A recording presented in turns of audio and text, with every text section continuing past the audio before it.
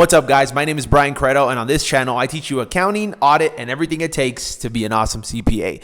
Today, I want to talk about why you should not let the beginning of your career, why you should not let one bad year in your career dictate the rest of your future. So I'll go back to my first year in public accounting was probably, looking back at the 10 years that I've been working and as 10 years as a CPA, it's probably been the hardest year of my professional career because it just went so bad. I just felt like during that time I was studying for the CPA. Well, I studied for one part of the CPA. I passed one part of CPA exam before I started working, passed the second part about 2 weeks into working, and then I passed the last two kind of at the end of my first year in public accounting. But given that I had this much stress from the exam, it was really hard for me to acclimate to public accounting. It was hard for me to acclimate to corporate culture. I was the first person in my family to graduate from college.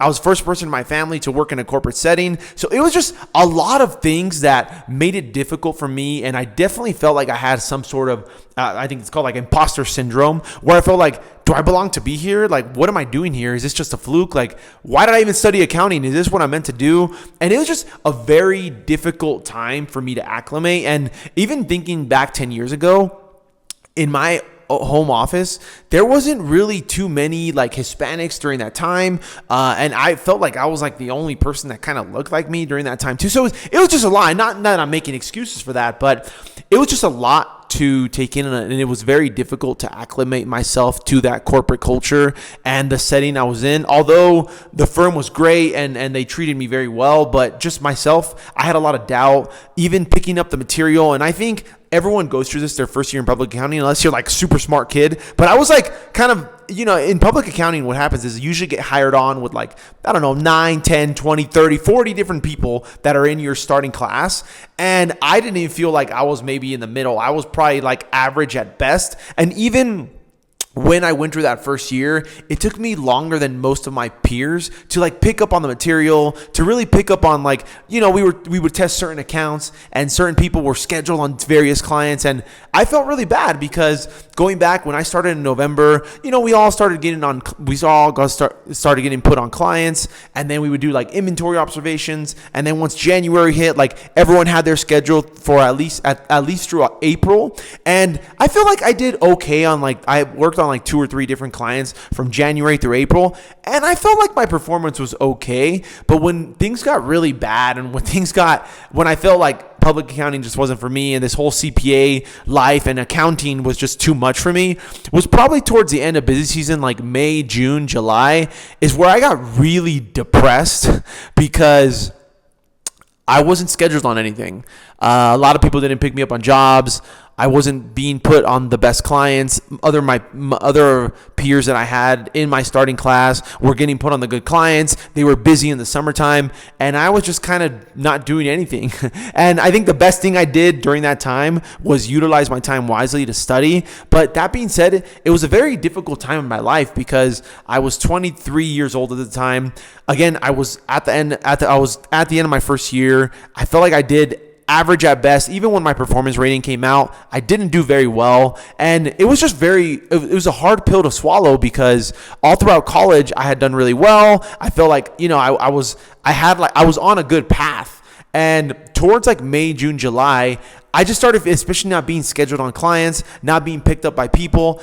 I felt like a failure. I felt like, this isn't for me. Maybe this firm isn't for me. Maybe where I'm at, it's not a good place. Or maybe what I'm doing isn't what I'm supposed to be doing. So at that time, I remember I started applying to like different accounting firms. And it's funny because I actually went through the interview process at the end of my first year to go to another firm because I just felt so weird. I just felt off. I just felt like people didn't maybe really like my work. They didn't like me as a person, maybe. I don't know. It was just a lot of doubt that I had, that looking back now, it's so sad that I had it because I was doing the best I can at the time, and I was studying. And then mind you, I had like a 2-hour commute from my parents' house to LA. So it was very difficult, and it was just all kind of crashing down on me. But one thing that I kept in mind, and it's funny because although I was very discouraged, I was kind of in a dark place because, my parents were very proud that I was like at this big firm, but internally I knew that I wasn't doing that well. And even when people would ask me during that time,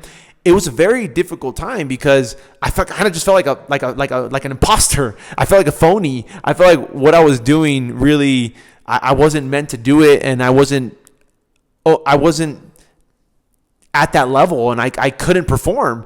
And it was a very, very difficult time. And I remember, like I said, I started interviewing. I actually got a firm offer at another place. But one thing I kept in mind that I've always stuck to is that no matter what happens, no matter what you're doing, do it to the best of your ability. Even if your ability sucks, do it to the best of your ability. And that's the one thing that has not only helped me progress in my career, but helped me reach the success that I've had, because I've always put my best foot forward. And even though I felt terrible at this time, the little tasks that I was given, I would do them to the best of my ability. Even if they asked me to freaking get coffee for the team, or if, hey, we have a meeting, can you do the lunch order, or whatever it was, I was doing it to the best of my ability. And it's funny that even towards the end of that first year, I said, you know what, I'm going to keep doing this. But I was already set on, I'm going to leave the current firm that I'm at, and I'm going to go work at this other place, because I interviewed and I thought maybe things would change. But putting my best foot forward, it's so funny.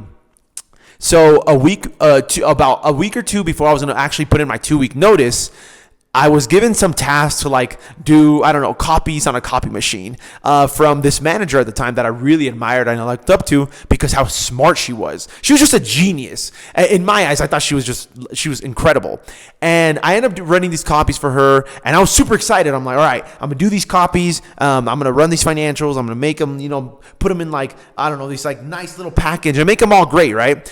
Long story short, I end up giving it back to her, and I'm like, hey, here's the copies you asked for. She's like, hey, this is pretty good. I was like, thank you. Yeah, and then inside, I'm like, dude, I did the best I could on it. And she was like, hey, are you scheduled right now? I was like, not at all. I was like, I'm literally just studying for I think it was either my 3rd or 4th exam for the CPA exam.